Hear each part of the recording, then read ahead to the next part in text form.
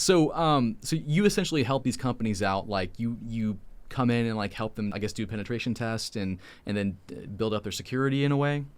So, truthfully, my role is a lot of incident response and managed threat detection.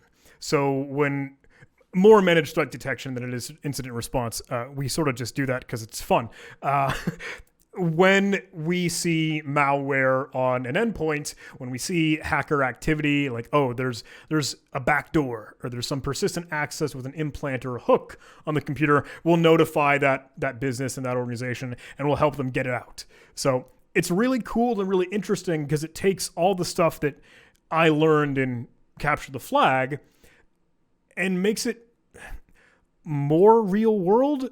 And I hate that terminology when people talk about that because sure, CTF could be a game, it could be a puzzle or a toy, but you still learn real world things.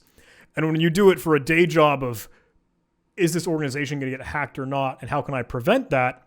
You see the techniques that you learned there, and it brings it to a whole nother level when you're talking about ransomware. You're talking about actual malware, actual denial of service attacks, actual website defacement, bots and remote access Trojans mining for cryptocurrency. Weird stuff, right?